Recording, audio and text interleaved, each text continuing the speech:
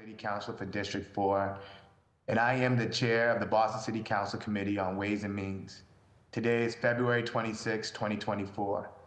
In accordance with Chapter 2 of the Acts of 2023, modifying certain requirements of the open meeting law and relieving public bodies of certain requirements, including the requirement that public bodies conduct its meetings in a public place that is open and physically accessible to the public, the City Council will be conducting this hearing virtually via Zoom. This hearing is being recorded. It is also being live streamed at boston.gov/city-council-TV and broadcast on Xfinity Channel 8, RCN Channel 82, and Files Channel 964. Written comments may be sent to the committee email at ccc.wm@boston.gov and will be made a part of the record and available to all councilors. Public testimony will be taken at the end of this hearing. Individuals will be called on in the order in which they signed up and will have 2 minutes to testify. If you wish to sign up for public testimony and have not done so, please email our Central Staff Liaison, Shane Pack, at Shane, SHANE.pac, PAC, @boston.gov. For the Zoom link, and your name will be added to the list. Today's hearing is on docket number 0143. Message in order that will authorize the Boston Transportation Department to enter into 2 contracts with terms of up to 10 years to deploy curbside electric vehicle charging stations through a public/private partnerships and at no cost to the city with the potential for revenue share.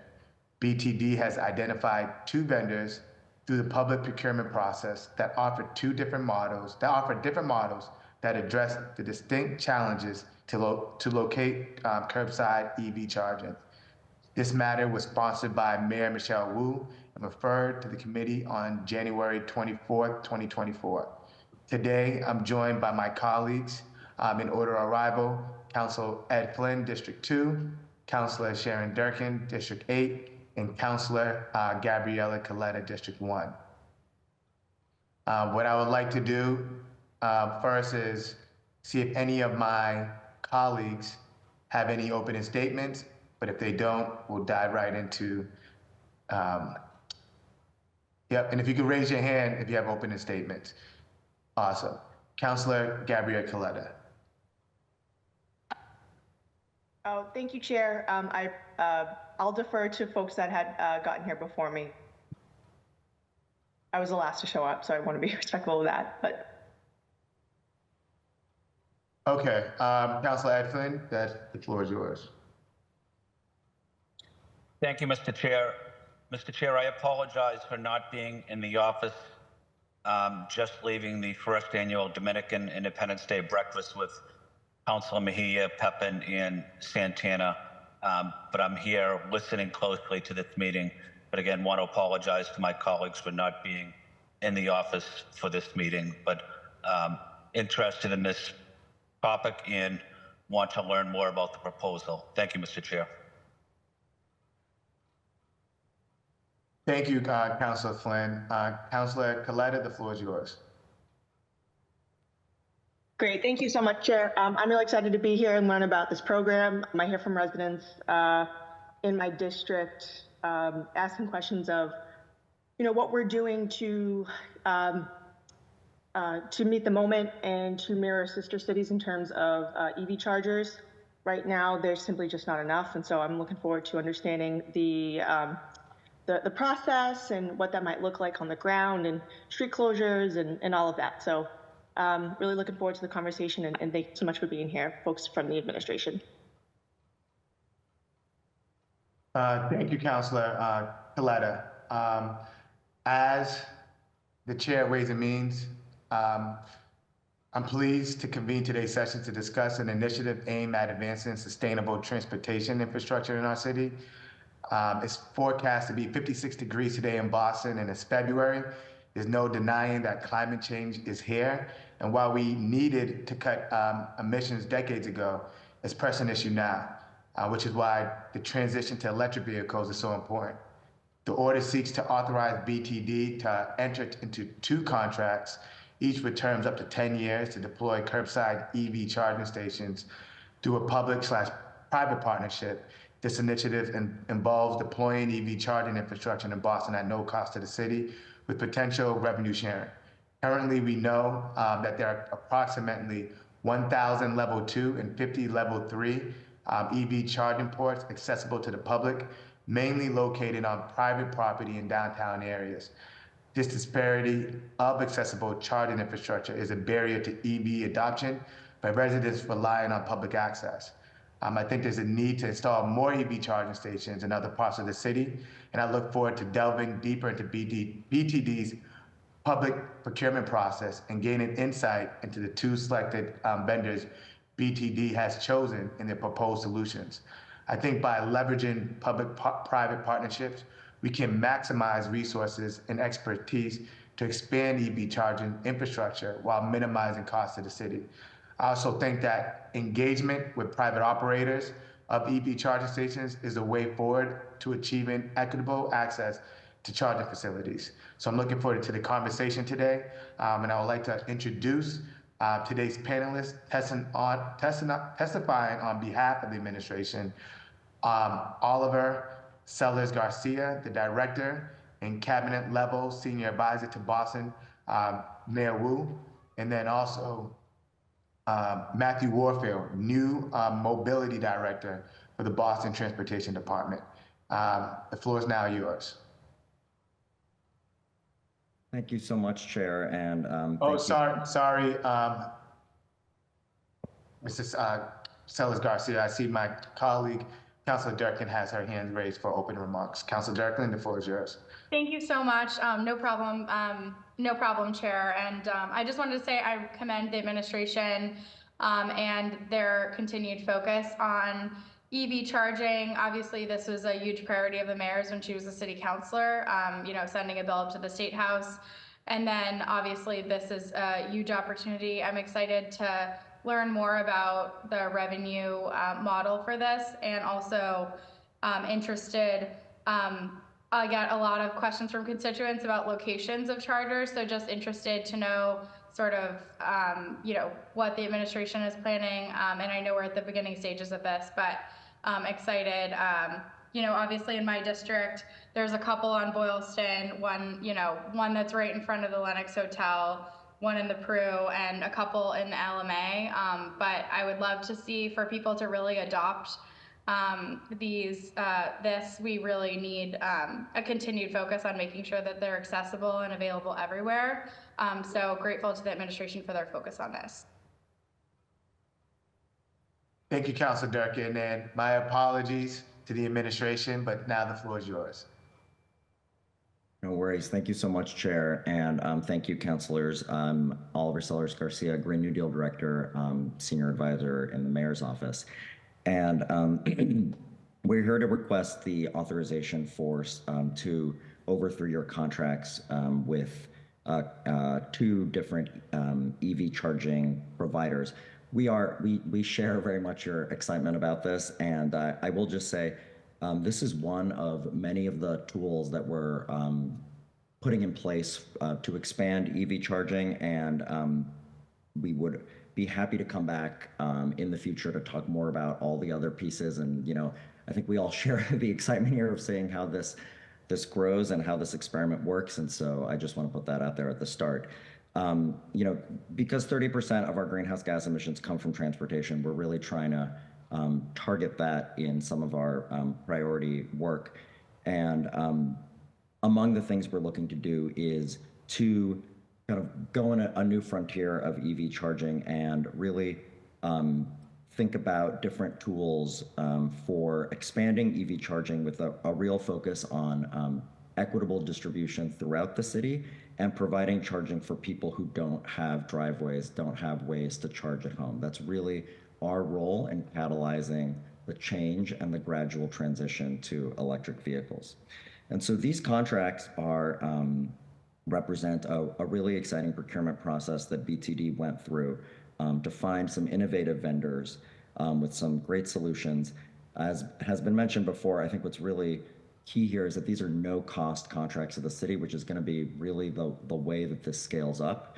But to keep in mind that these are demonstration projects, and we have a wonderful ability to scale up through these contracts. But what we have designed with this program is a way to, test things along the way and see what's working to really give us the flexibility. So with the authorization of these contracts, we'll work on the terms with these vendors, and really look forward to keeping everyone up to date on how this goes. So we're here to answer your questions, and I will just pass it over to Matt Warfield now to give a little more detail, and then we can just help move this along and answer your questions. Excellent. Thanks, Oliver. Matt Warfield, I lead our new mobility team here in the Boston Transportation Department, Policy and Planning Division. So as Oliver mentioned, what we're here today to talk about is this public-private partnership that we're trying to enter into. Over the summer, we released 2 RFPs looking at different models to deploy EV charging at curbside locations in the city. As Councilor Durkin mentioned, there are not many curbside charging stations in the city. The ones that are in their district are by the Lenox Hotel, and I think were some of the first installed in the city many years ago. And those are very much related to the Lenox Hotel operations. We did have some downtown by City Hall that were also one of the first installed by the city several years ago, but they've since been removed as we make improvements on our streets and put in bus bike lanes and make multi-mobility more accessible. So we embarked on this adventure to try to figure out how the city could quickly scale EV charging at curbside locations, and do it in a way that was, cost effective, as well as that met the needs of residents. And so the 2 models were, one was a publicly owned, publicly operated charging station model. And so that is something that we have ongoing under the contracting process. We've chosen a local vendor and are working with our utility on several sites throughout the city. And this model that we're talking about is the private-public partnership. And, through this RFP, it was, in a lot of other cities look to us as an example of this approach and sort of our RFP process, the language, the amazing video that Oliver and others were involved in that marketed the RFP campaign.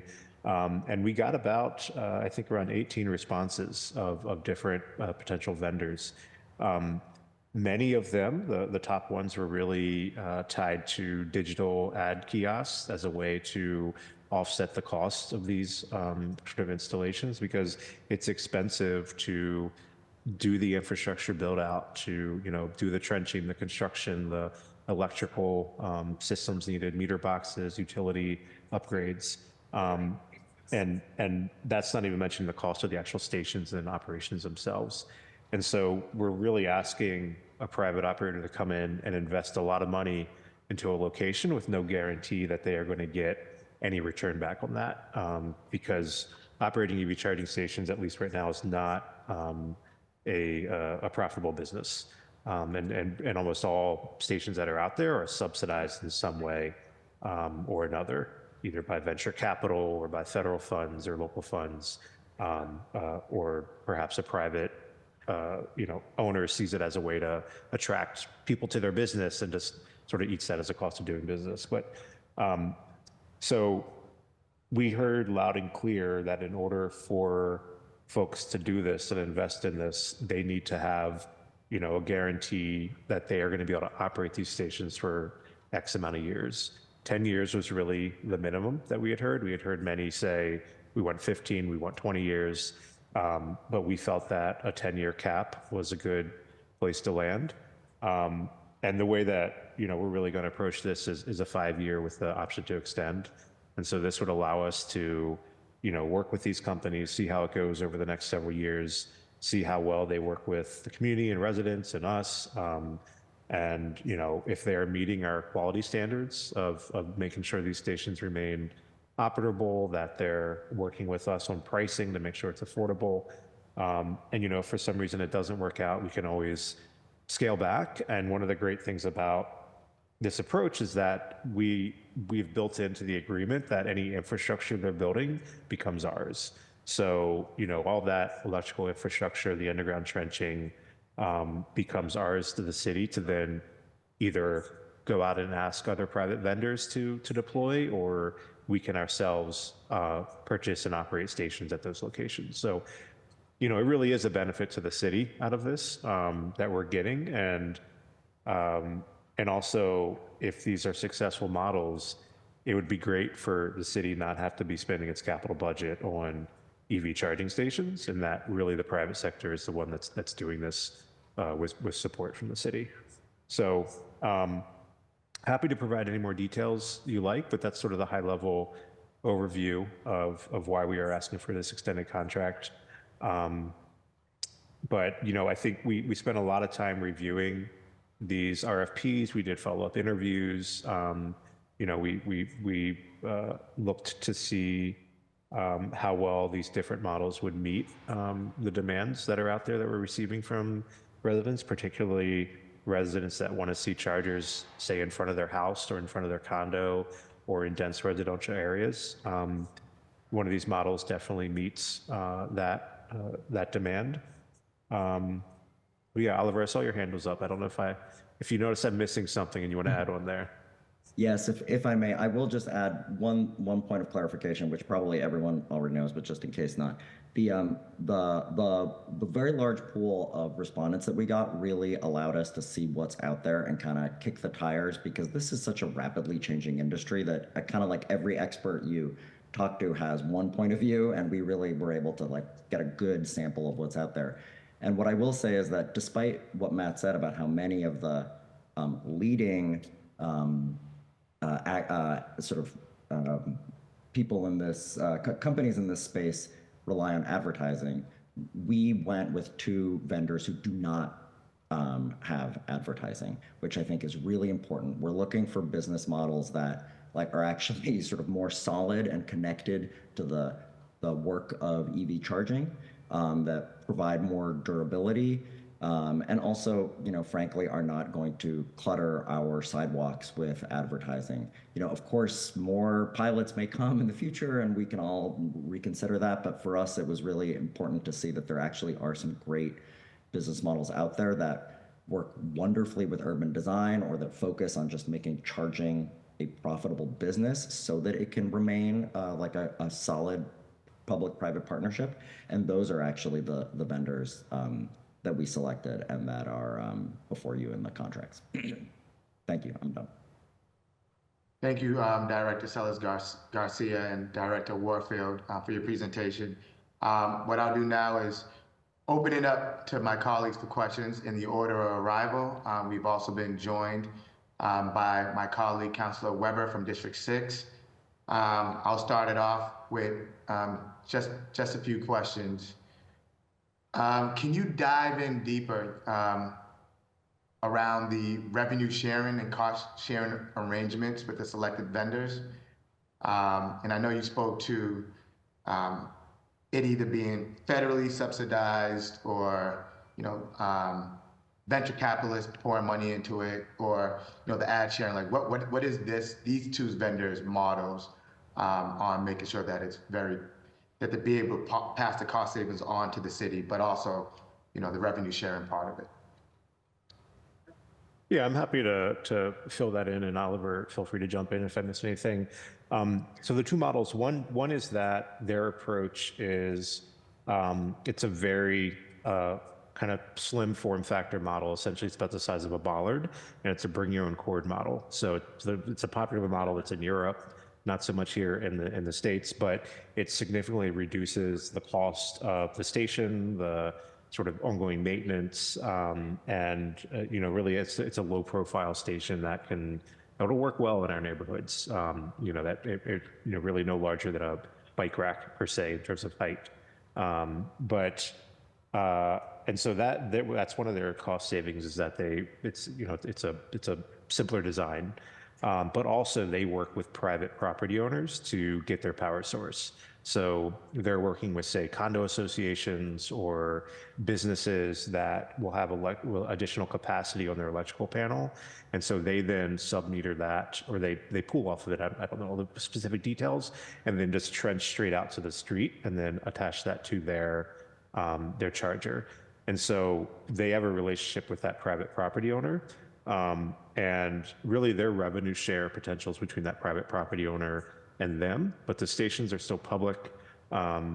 The cost to install is significantly reduced because in a lot of these instances, the cost is really coming from the construction and not so much the stations. Stations are fairly affordable. It's really all the trenching and construction, electrical equipment that's needed. And so that's, and they also have like you know, their model includes, you know, you can purchase the cord from them, have a subscription, or you can go, you know, go to the market and buy your own. So they have some other ways to sort of make revenue in addition to just the cost to use the stations themselves. And so that's the one model. The other one is they actually already operate some stations in the area, including in Brookline, and their model is just straight charging access fees to use the stations. I think they're proposing a per kilowatt fee that would just charge to use the station, and their revenue model is based on utilization.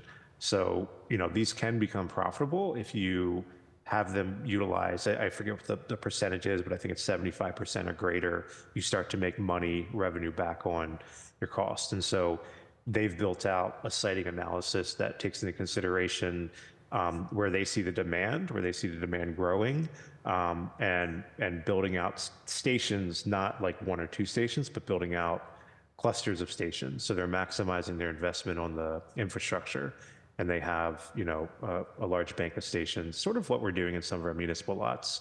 And that way they project out that, you know, they're not going to start seeing return on investment right away, but, you know, 5 years from now, 6 years from now, once they've really paid off all those installation costs and hardware costs, they'll start to see that return.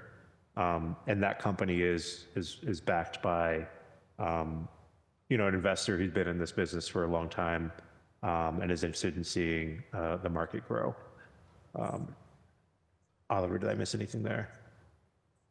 No, you didn't, but I will just repeat what I said earlier, which is I think this is a very good question because it comes at the heart of why we chose these vendors, which is that they have really like business models that make sense. Like they are connected to the service that they are providing, and they really offer us an opportunity to see like how durable they are, because they really do stand out in that sense, and in not depending on subsidies or something else that might make the partnership a little less foreseeable.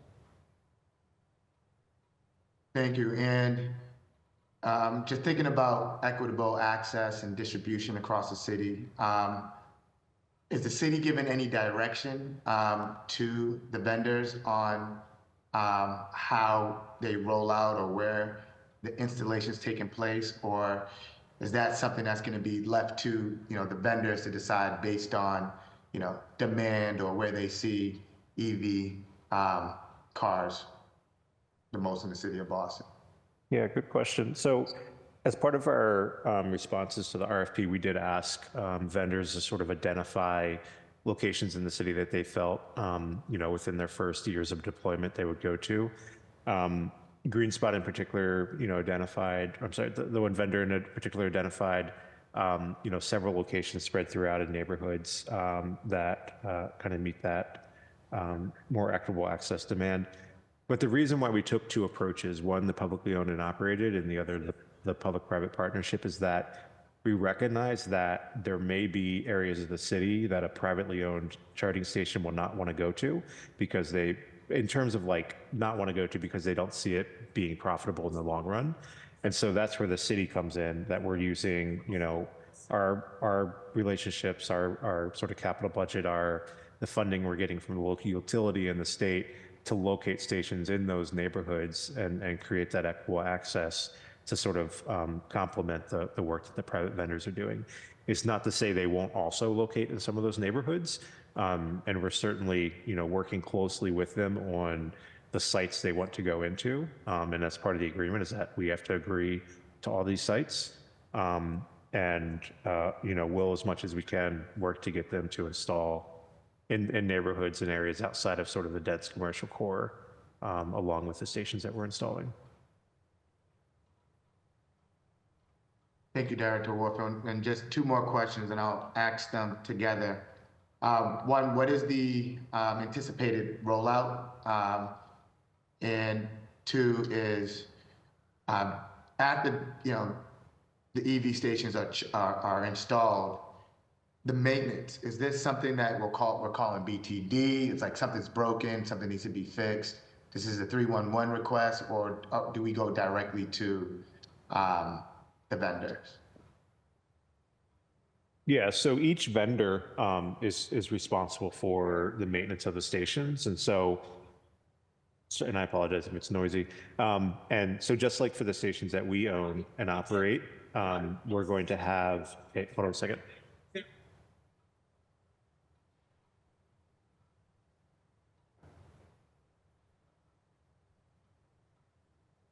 Apologize. So just like the stations we own, we're going to have a relationship with the station operator as well as a local vendor to maintain those stations. And there's a requirement for 98% uptime, I think it is. So that's the same requirement for these vendors. And so it's being that they are our public-private partner, we're going to stay, closely monitoring these stations, seeing how well they're operating. And they'll be held to the same standards that we are in that regard. So I do know that at least for one of them, they'll be looking for a local partner. So there's a good chance that they might end up working with the ones that we do. But to answer your question directly, yes, they're responsible for the maintenance, and we fully expect them to be maintained to the same level that our stations will be. And then questions on timeline on installation. So this is a tough one, as Oliver could attest to. I think Oliver came in, has it been over a year and a half now, with like a lot of ambitions to get some stations in the ground in 6 months.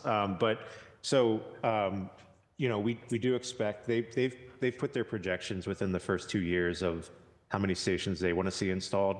I think the one vendor is 50 stations and the other one is about 200.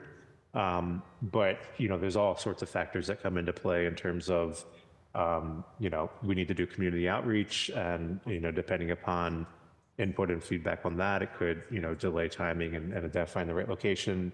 There's always complications with the utility and sort of getting, power connected and sourced that way. And then of course, there's always the internal permitting process that can take time, but we do expect within a year of these contracts being signed that there'll be some stations in the ground and operational, and several sites at least underway. Yeah, what I will add to that is I don't want to lose sight that, we're very much at the cutting edge here of what cities are doing, and we're looking to see. One of the reasons we're working with multiple vendors and doing this in a few different ways is we're looking to see like what works best. And I think speed is one of the indicators. I do think the other indicator is,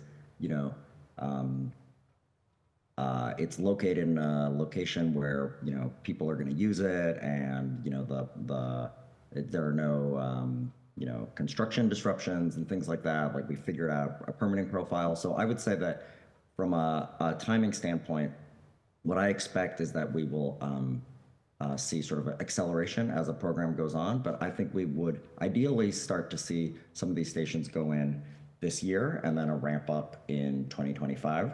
One of the really cool things about one of the vendors in the public-private partnership is that they work directly, as Matt mentioned, with the property owner who will have the electrical capacity. And so in some way, it's all about who requests a station and has a good power supply, and that is not as much related to like our processes. This is the whole spirit of a public-private partnership, is that we allow the right of way, and then let's let others figure out how that goes. So that could be that'll be really interesting to see the timeline on that. Thank you. And now I'll go to my colleagues for questions, starting with Councilor Ed Flynn.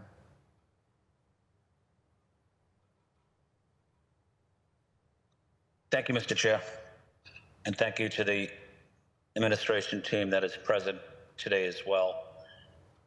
So on this public-private partnership, do you have sites already identified, ready to go, or is this something you are hoping to work with the residents and community and gather information, or how is that process going to work for you? Yeah, good question. So we've had a open sort of request to charger location portal for several years now, and more recently updated that. And so we've received some site requests, locations, recommendations from members of the community, and so that'll probably be the first place we go with these vendors. Is to say these are the areas that have been identified where folks are asking for charging stations. Do these meet your model of where you see some revenue potential return, particularly for the one vendor? And then past that, it'll be reviewing where they see sort of the areas they've already identified. And if it doesn't align with an area where, communities have requested it, that is going to involve a conversation with, both, internal counselors, neighborhood services, and as well as going out and talking with any, potentially affected stakeholders. So community groups, neighborhood associations, and then if there are any sort of abutters or direct stakeholders, it's talking with them. Very similar process to what we're going through right now with our public stations. We expect to be done for these stations as well. The one vendor, the one that works with the private building operators, is unique because they can't go forward unless they have that direct relationship. And I know there's already some conversations going on from different communities that had in the past requested charging station adjacent to their property, or maybe even asked the question, can I run a cord across the sidewalk, from my building? Because this sort of solves that issue by basically putting the cord underground and then having it be a publicly accessible space rather than sort of that one person's use. Yeah, that's what I was going to get at. So cords would not be allowed on sidewalks, though. Is that correct? Correct. Yeah, we reviewed that, looked into it quite a bit, and we decided that's somewhere we want to go right now. So where would the cords would go underground? Yeah, it's trenched underground, just through the sidewalk from the property itself. And in underground, and then onto someone's private driveway, basically. Is that accurate? No, so these would all be at the curbside, so in the public right of way. And so basically the power conduit runs from the private property out to the public curbside and then attaches to the charging station. And then that is then the publicly accessible station at the curb. So would that person that has an electric vehicle basically have their own parking spot? No, it would be publicly available still. So they're not guaranteed to access it. It's open to anyone that has, that sort of bring your own cord. And their benefit is that there is potential revenue share for them between the vendor and sort of the utilization of their electricity. In my district, I represent, like Councilor Durk, in that same area down at Copley and Lennox Hotel, represented that area for 6 years. Also represent the area off of Cambridge Street near City Hall down the street, Bowden Street, MBTA stop that you're probably familiar with, the blue line. There was charging stations there. And they didn't work out all that well. What happened there? So they were actually doing pretty well.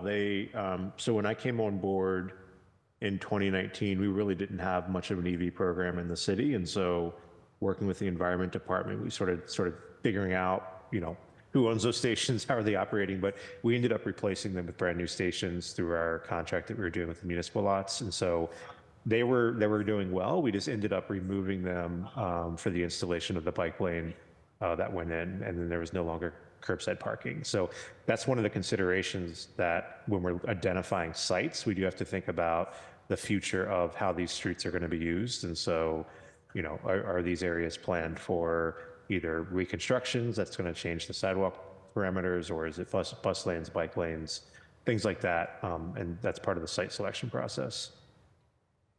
So what impact would this have on bike lanes for you guys?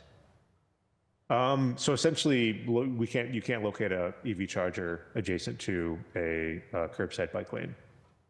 unless there's some sort of, unless it's like a built out barrier between the bike lane and the parking lane that could host the charger. Okay.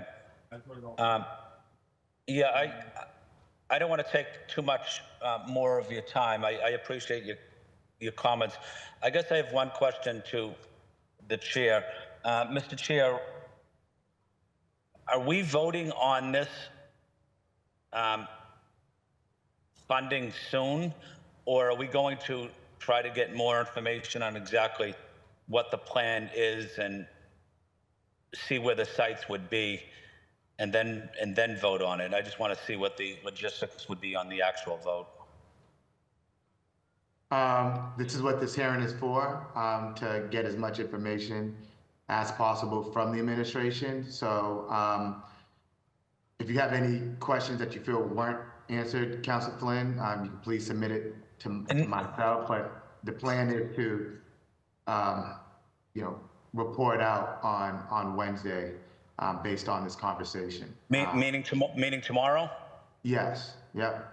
Yeah. I still have so many unanswered questions. I'm not saying the gentleman didn't answer them, but this is a brand new issue for many of us, and I'm not comfortable to vote on something that we have limited information on. Yeah, and if you want to submit your outstanding questions, Councilor Flynn, if we could see if we could get those answers to you by tomorrow or during this meeting or during this hearing, we could work with you and the administration to do so. Well, is this going to take parking away from residents in various neighborhoods of Boston? Yeah, it's a good question, and that's probably one of the biggest questions that comes up as we're presenting these right now. Presenting our public sites at neighborhood meetings, and that's one of the questions that comes up. And so, the way in which the parking spaces will be managed is sort of how we manage the spaces now. So, it will be available for electric vehicles that are charging. We have a time limit of 4 hours, and that'll be 24/7. We can layer over regulations. So let's say there's an area of the city that has resident permit parking. We could include that resident permit parking requirement in addition to the EV charging requirement. So if you had a resident permit and you had an EV, you could then use those stations. But if you were not a resident, you couldn't come in and use those stations, if that makes sense. So the intent's certainly not to take away parking as much as it's to create, access for folks that own EVs to charge their vehicles, as well as people that may be thinking about owning an EV but haven't done so because they don't have accessible charging.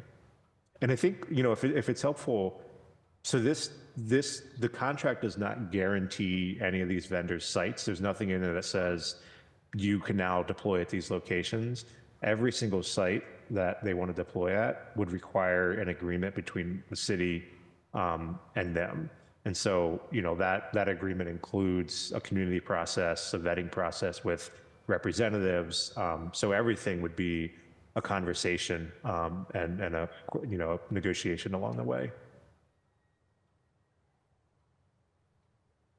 Okay, I still have many more questions. I don't want to take anyone's time up, but thank you.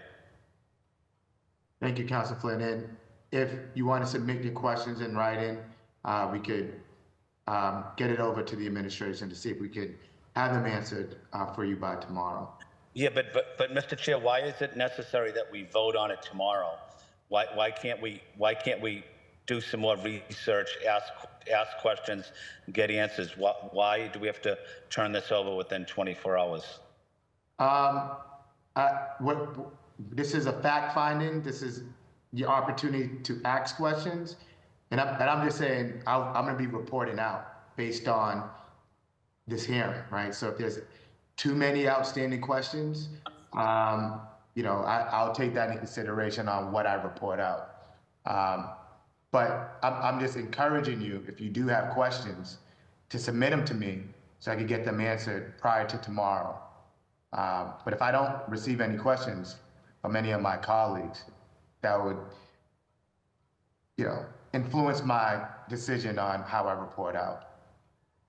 What if they're not at this meeting? We would assume that they're in favor of this or not interested? Is that what you would assume? I'm not assuming anything. I'm just taking my colleagues' questions and what has been risen and what the administration is providing us. So yeah, no assumptions here. Thank you, Mr. Chair. Thank you, Councilor Flynn. Councilor Durkin, the floor is yours. Thank you so much, Chair. And thank you to Matt Workfield and Oliver Solis Garcia for presenting everything you presented. I'm really happy that you brought up some of the challenges that our buildings have faced in like being able to put in EV charging stations themselves.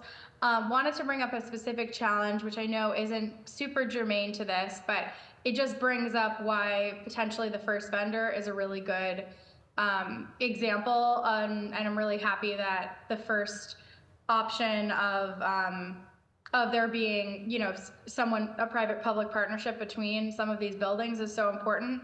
I've heard from multiple trustees of buildings in my district that they've attempted to put in EV charging stations, but have been mandated to do a commercial one, which is obviously much more expensive than an individual use charger, which oftentimes if you're in a building of 20 people and only one has an EV, being made to put in a commercial charger is incredibly expensive and something that not everyone is able to do. So I'm heartened to think that these two potential RFPs and vendors could be the solution to the problem that we've been facing in my district of just people having a lack of access. And oftentimes, if you live in the Back Bay, if you live like deep in the Back Bay and you have to go all the way to the Peru to charge your car and go back, that is obviously a barrier to adoption for an electric vehicle. Just the idea that you would have to then, charge your car there, potentially leave it overnight and come walk back to it, and also have to get to work in the morning. That's something that, a lot of people have said is sort of a bridge too far in, EV adoption. So I'm really happy to know that potentially these two vendors could be the solution to a problem that we've been facing. Wanted to talk a little more about parking, and actually on the opposite end of Councillor Flynn's questions, I want to make sure that, if these are adopted in my neighborhoods, that they're like extremely utilized and maximized to like the fullest extent. Will there be sort of a commitment on behalf of the administration to do parking enforcement for these spaces? Because what I've seen online from other cities, just, scrolling my Twitter feed, is that people sometimes leave their cars overnight in a way that like their car is then fully charged, but no one else is able to utilize the space. So, Matt, I guess it's a question for you. Is there a charge on the administration's behalf to like enforce and making sure that like these spaces are turning over? Certainly, yeah, and I think not unfamiliar to you. There's a lot of enforcement sort of demands that we need to fulfill throughout the city. But as we install these stations, we do have some already installed in our municipal parking lots, and so there has been enforcement there. Though, to your point, there's some that are enforced more than others. Most of it is a 311 response, and so it doesn't always catch the person that's there right away. But as we continue to build up the staffing within our enforcement division, sort of develop new strategies around how we're doing enforcement, this will be an additional spot that's put onto their radar as areas that need to be enforced. I think what makes it sort of like similar to a parking meter, where you can see the meter is paid or it isn't, and then you issue a ticket. This is a situation where a vehicle is charging or it isn't, and if it isn't, they get a ticket. A vehicle's an EV or it isn't. If it isn't, it gets a ticket. And then there's the overtime, sort of the standard overtime procedure that we do. We can also, which we're sort of thinking through what this policy will be, but implement an overtime charge through the station itself. And so if someone is still connected to that station and their vehicle is done charging, they're giving a little bit of time to come back and move their car. But after that point, they start getting charged a per hour fee, or a per, however we want to set it, fee that while they're plugged in. So the incentive is not only, a penalty potential from enforcement in the city, but also the cost of them remaining in that spot and connected to that station. Thank you for that. And dovetailing a little bit on Councilor Finn's comment about community process, one thing we've experienced in my neighborhoods is obviously the architectural commissions care a lot in historic neighborhoods about like the look. So I'm happy to hear that this is sort of like a low profile, but is there any like sort of anticipation of pushback from neighborhoods like around like sort of the design? And then I'll add, I'm really happy to hear that that advertisements weren't, because obviously that would have been something in my neighborhoods that people cared a lot about with, maintaining the historic fabric of the neighborhoods. Can you talk a little bit more about what you anticipate the reaction will be from community with the adoption of these? Yeah, so as we were building out this strategy, we certainly had conversations with, our historic landmarks department to kind of think through what are, how are certain things reviewed in certain districts. I myself have presented to, I don't know what their exact title is, but they're part of NAB in the Back Bay area, sort of the group that's interested in electric vehicles and advancing access to that. And we've talked about, the historic district requirements and the appearance of them.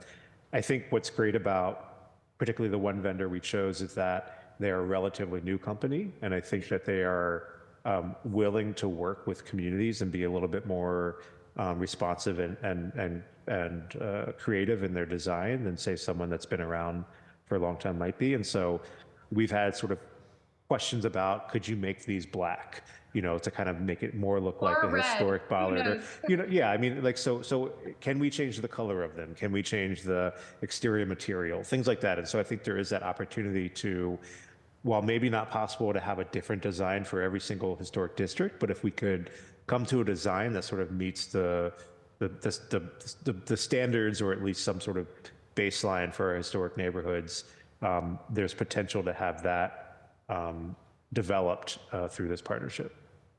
Thank you so much. And obviously, I'm really, having been, an environmentalist since I was in high school, starting my high school's recycling program, this is like something that like I absolutely, like my entire life, there's been like sort of a little thread of wanting to sort of move in a more green direction. So I hope that you took my comment about that just as almost like anticipation, because it's so important that we loop in our neighborhoods early so that we can all get on board with making sure that people have access to these.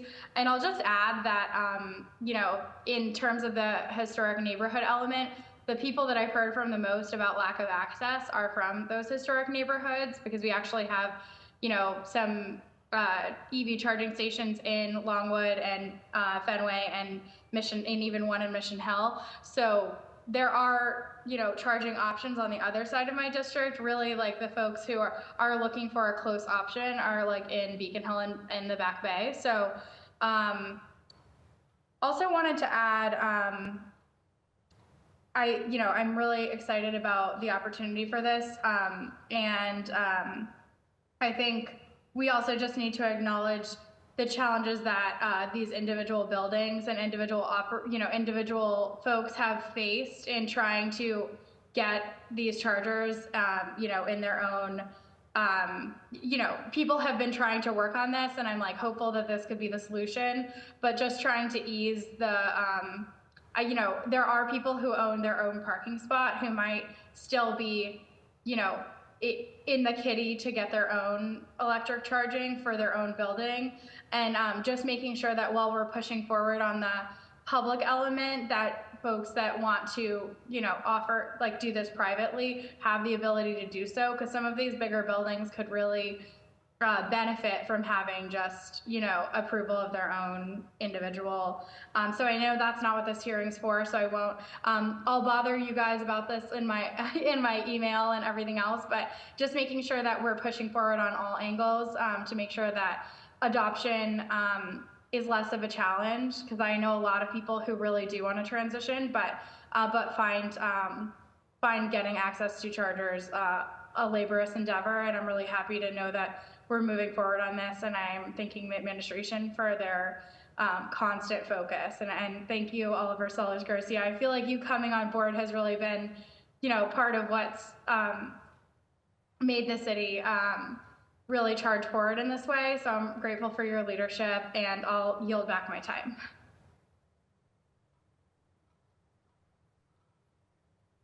Thank you, Councilor Durkin. Councilor Coletta, the floor is yours.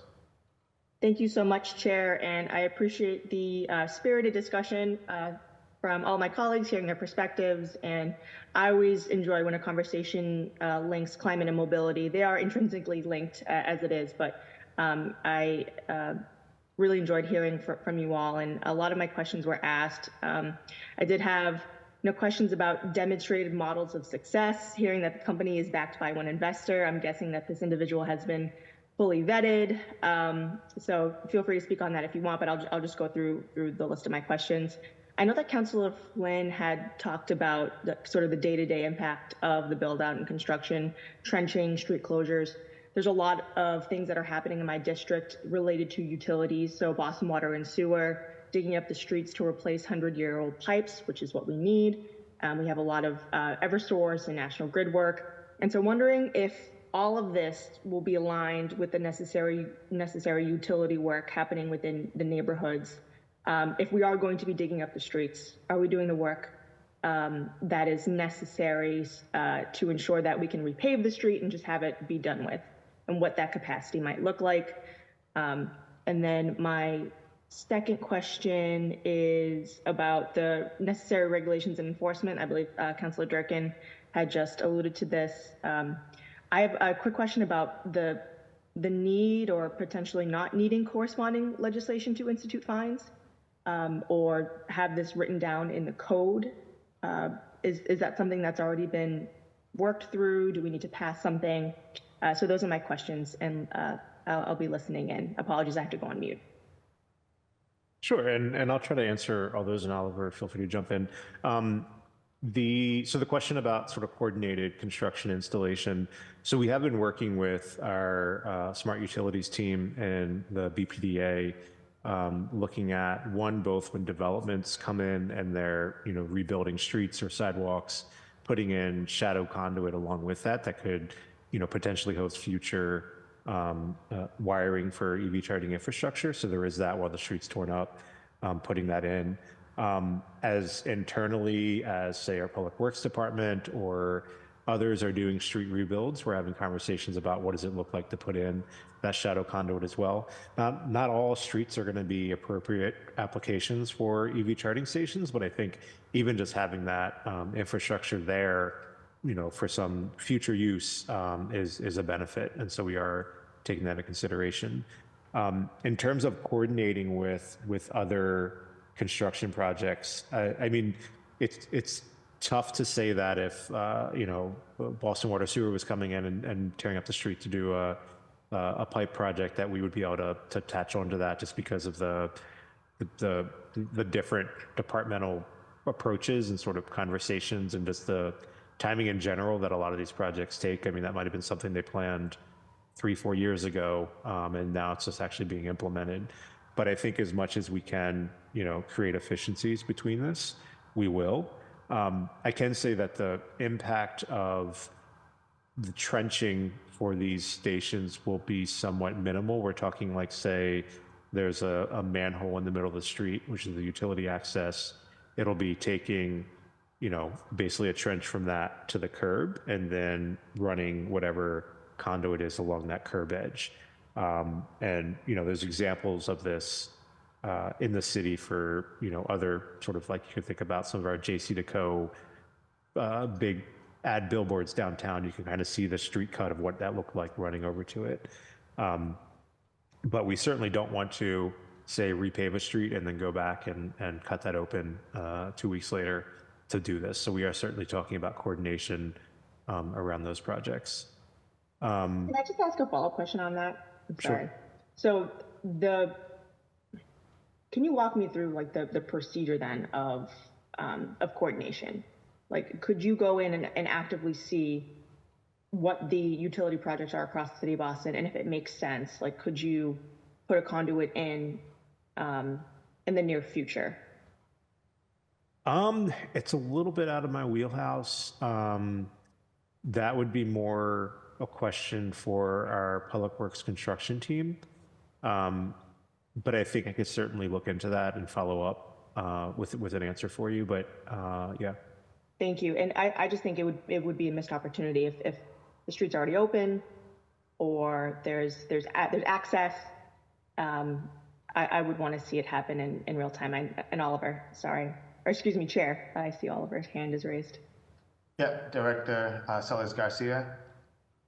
Yes, if I may, that is a great question, and I do just want to make one point, which is like I am writing all these comments down because one of the important things about this meeting is that we're really like here to gather your input on things that are important for us to then sort of put together in the agreement with these vendors and with the program overall. So I just don't want to lose sight of, you know, a lot of the things that you brought up, and the reason I raised my hand at this one is that it's a great idea, and now it's sort of like on the list of things that we will then work through with our vendors to see if there's an opportunity to incorporate that. So we are taking into consideration what you're saying, and you know, I would expect that as the program evolves, we can come back and tell you more about how these things are being incorporated. I know that, you know, even as Matt has mentioned with the work that we're doing with city-owned stations,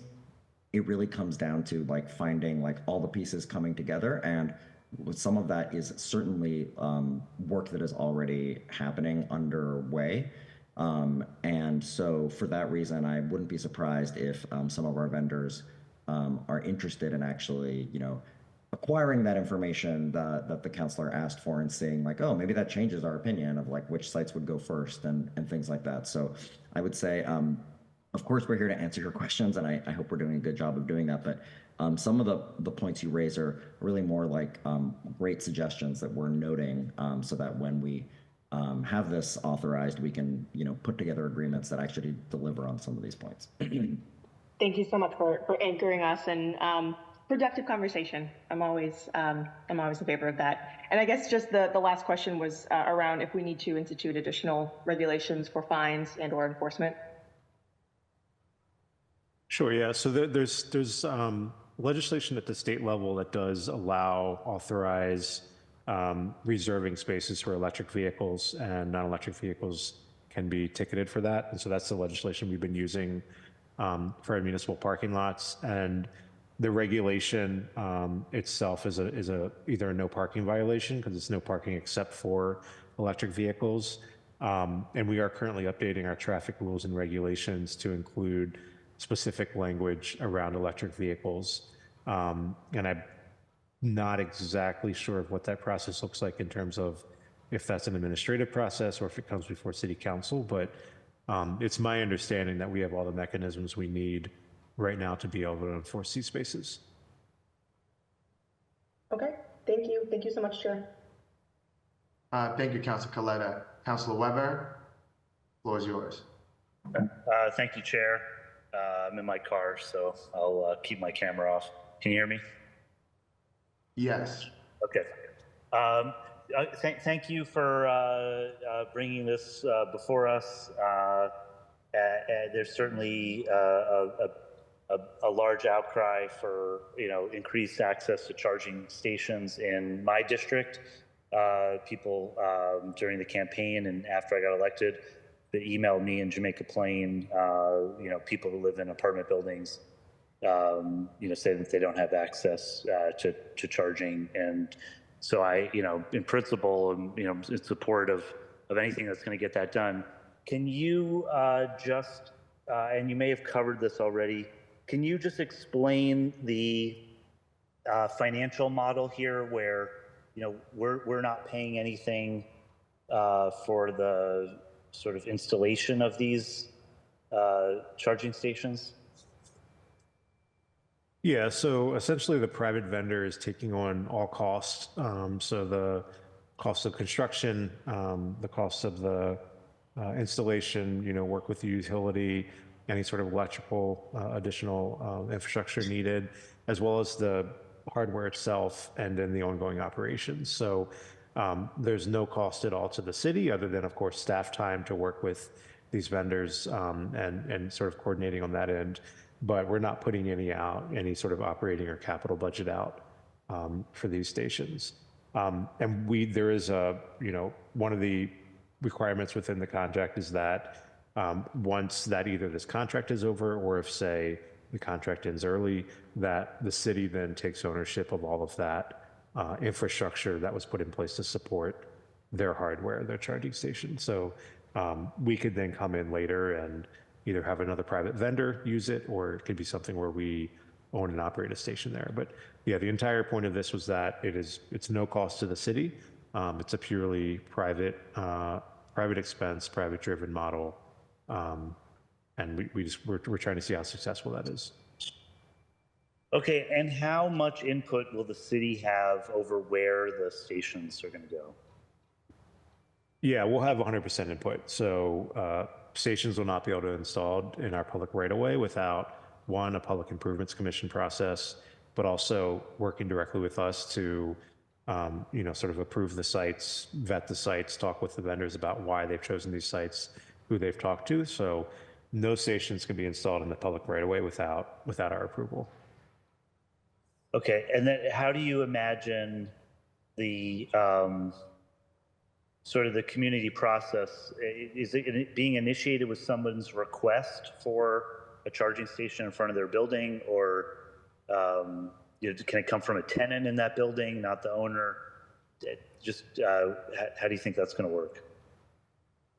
Yeah, so some of this is going to be a learning process to see what comes up and what we need to work through. But in general, it would be a property owner request. And so if you're talking about a property owner in a multi-unit building, it would have to come through whatever their condo association is or their governing body that would then agree to this partnership. However that structure is, however those facilities are structured. And so that's the kind of agreement for that private relationship. I completely forgot the other part of your question. I'm sorry. Oh, just in terms of how we're going to decide, where these stations are going to go, and where and I guess for the ones that the city is putting, will the city just choose, or is there going to be sort of a people filing requests and then the squeaky wheel gets the station, or what? Sure. Yeah. So we've had a request, a location sort of link on our website for several years now. Recently, we've been promoting it a little bit more and can certainly improve that outreach. But a lot of this is driven by where we've seen communities request stations to be located. And I think that's going to be the first stop for these private vendors to look to and say, can we match the stations, the areas that we think will be a benefit to us with areas that have already been requested by communities. And, similar to other right-of-way processes, there'll be a level of engagement with abutters, with any sort of stakeholders within a community that might be impacted, depending upon where these will be going. For example, for our public charging station installations, where a lot of these are adjacent to parks, so we've been meeting with Parks and Recreation. We've been meeting with our urban forestry team to coordinate between tree installations and this. We've been meeting with community groups to talk through sort of where these are going to be located, and any sort of adjacent or abutter property, we're having those conversations as well. So it'll be a similar process. And of course, the kind of standard PIC process does involve that community input opportunity as well. Okay, just a couple more quick questions. So I think Councilor Coletta asked, in terms of other cities that has anyone else that you could point to as an example tried this, or are we the first? Oliver, I don't know if you want to talk a little bit, but so the Yeah, I can talk about that. Yeah. Well, I'd say one of the most useful examples out there is New York City, which did a pretty robust pilot program and has some great learnings from it, and frankly has shown like a lot of successes, both from the hardware to the usage, very similar kind of like densities that we're looking at. What I am particularly excited about is that one of the vendors that we're working with would be bringing a model that is quite common in Europe, but not in the United States. So it's giving us an opportunity to, in the spirit of this demonstration, we are trying different things, and I think that we have a real opportunity to lead the way in terms of putting in EV charging that really works in a city with so much historic character and urban design, and also a focus on walking and cycling and transit, that we're able to bring in models that are much slimmer in profile, while also trying something that, a different model that it looks closer to what we've done in New York. I think one of the biggest differences is that some of the cities that have gotten the most attention for EV charging are like totally car dominated cities like LA. And I would say those are useful examples, but we have to look at them kind of like with our own filter, because what we're trying to do is not like, have EVs replace walking, right? So what we're trying to do is find models that really work for Boston. And so I'd say we're looking to New York and Europe as some examples, but I think we're going to be leading the way to some degree here, which is really exciting. Yeah, okay. And so one of the models is that you plug in your own car, right? So you bring around, you have your own plug, and then you. Is that okay? Is there any issue around like theft? Like you're just plugging in something from your car to this publicly accessible outlet. I don't know, how does that play out in these other Matt, cities? correct me if I'm wrong, but pretty much like you can only use the cord that works with the charger, and you're really just not going to be successful with a different kind of cord. So it's a pretty and the cords are quite accessible. You just have to buy one or get one, or we'll work with the vendor whether there are some that can be offered at no cost, things like that. But it's very common in Europe, and we're excited to try it here. Sorry.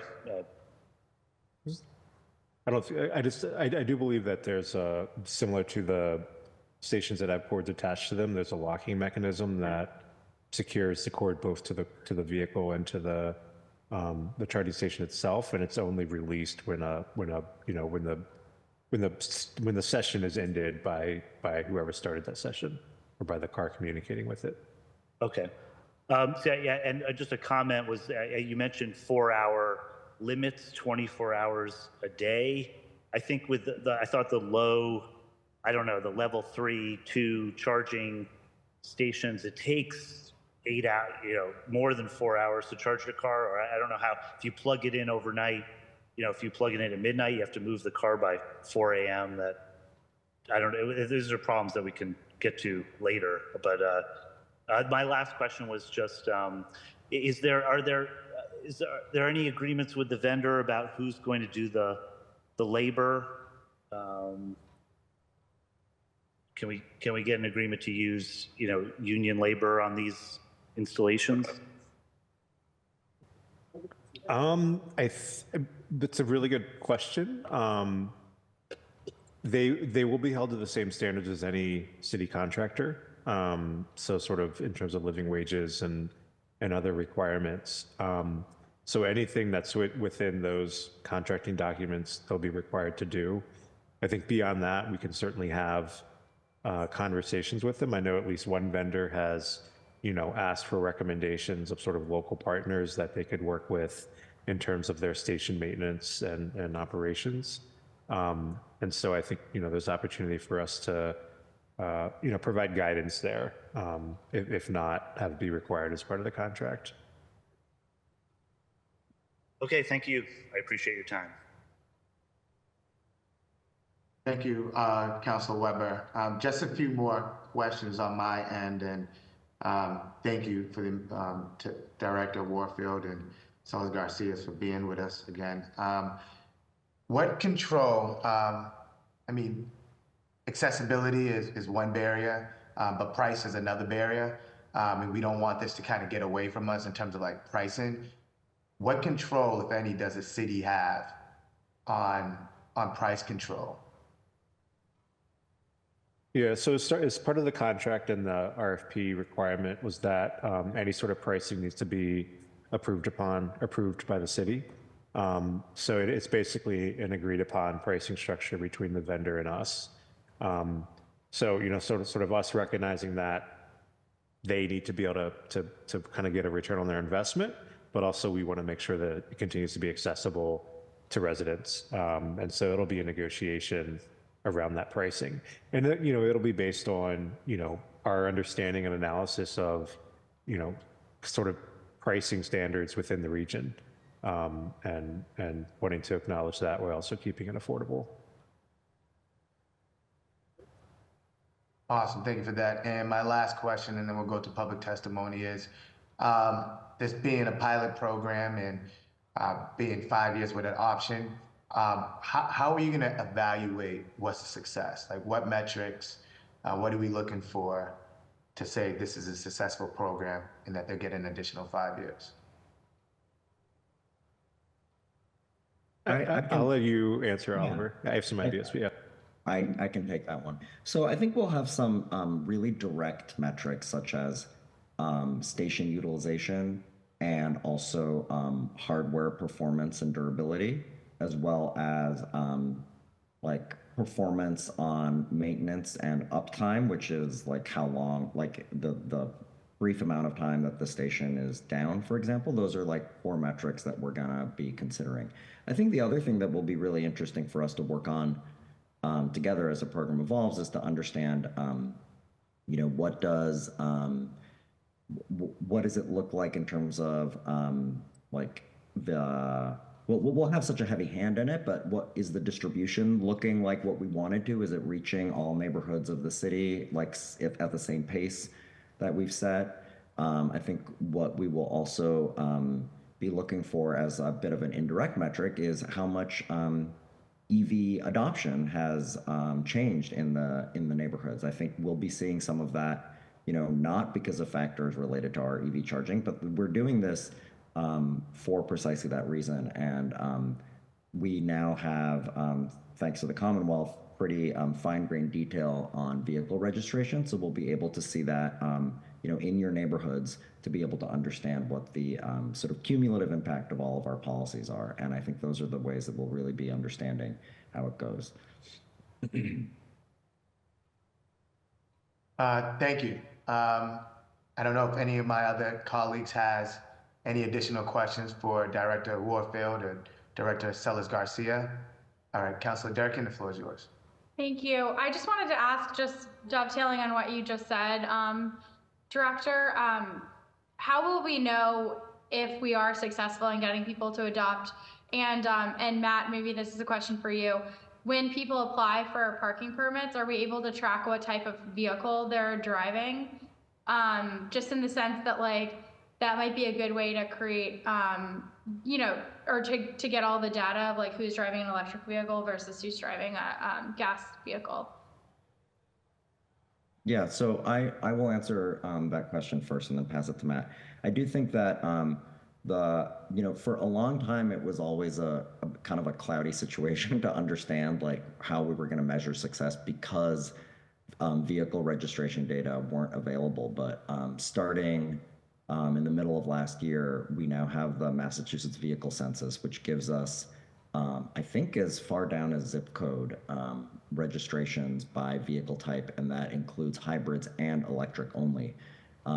What I will note, just because I can't help myself, is that we did look back at the data and find that in the last 2 years, registration of like EV only cars in Boston has gone from 3% to 10%. So it's really like it's dramatic, and we'll be able to track that progress very much. I think, again, I would like to take credit that all of this happens because of our policies, but we know it doesn't work that way, and that's actually great. There's lots of federal and state incentives, but it's going to really be able to validate all the things that we're doing.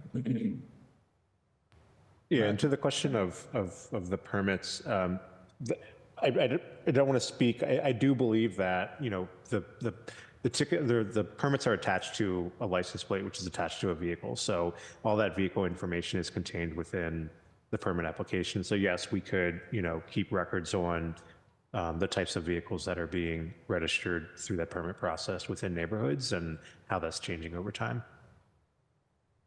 Thank you. That was all. That was the only question I had. Thank you, Councilor Durkin. Now we'll move over to public testimony. When your name is called, please accept the Zoom request to be promoted to a panelist, and unmute your Zoom microphone and state your name, neighborhood, and/or organization affiliation. Please speak into the microphone, and please keep your comments to 2 minutes. I'd like to say, first we have Hubert Garber.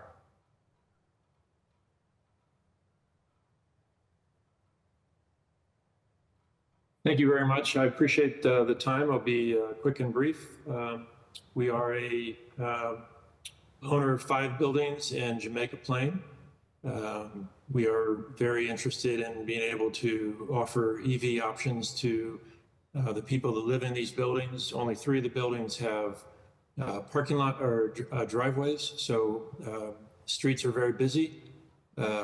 People can't buy EVs until there's a place to charge them. One tenant has a place to charge at work, and that's the only tenant that has EV at this point. Have been asked by others when it'll become available. We did do a survey of the tenants. What most of them have said is when they next are buying a car, they would like the option of buying an EV, and until we have an option on the street, that is not possible. Certainly, as owner of these properties, we want to be supportive of the transformation, but it takes time to make these changes. We do have construction coming up where we will have to break through a sidewalk, and it's a perfect time to put in electrical conduit to the street. Boston has been very innovative around bike lanes and lots of other things, and we hope the city continues to be innovative on this point as well. Thank you. Thank you, Hubert. Now we have Michael Lake. Thank you, Mr. Chair. I do want to commend, Michael Lake from the Fenway neighborhood. I own multiple properties in that neighborhood and also serve on the Gainsborough Neighborhood Association trustees. I want to commend the leadership and vision of the administration, Mayor Wu in particular, and thank Directors Warfield and Director Sellers Garcia for the amazing job that they've done and outreach for these different proposals, and to be so innovative in an issue that we really need to solve in our community.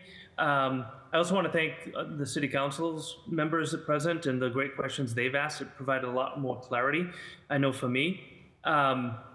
Look, in my day job, we work with cities all over the world, and in the US alone, cities represent about 70% of the carbon emissions, and transportation is about 29% of them. So the ability for residents in the city of Boston to transition to electric vehicles is a huge opportunity for us to meet our carbon reduction goals.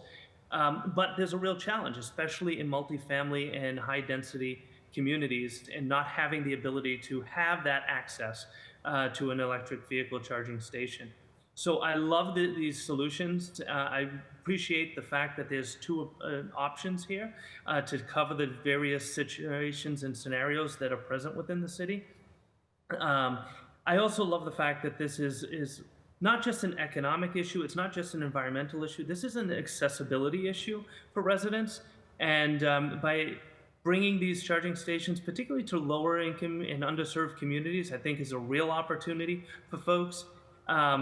Ultimately, I loved what I heard about the ability to empower property owners such as myself and my neighbors to be able to leverage our properties to bring a needed infrastructure to the city at no cost to the city. I think that empowers us as residents, as property owners, as drivers, to be part of the solution rather than part of the problem. And at last, I just want to say, Leading Cities, the organization I run, we do work with city leaders around the world. And our focus is to increase sustainability and resiliency in communities. I'm just grateful that this kind of project and this level of innovation is happening in my community. So thank you very much. I really appreciate the opportunity to testify today. Thank you, Michael. And I want, once again, thank you to my colleagues for joining us. Thank you to the administration, and thank you to central staff. With that said, the hearing on docket number 0143 is adjourned. Thank you.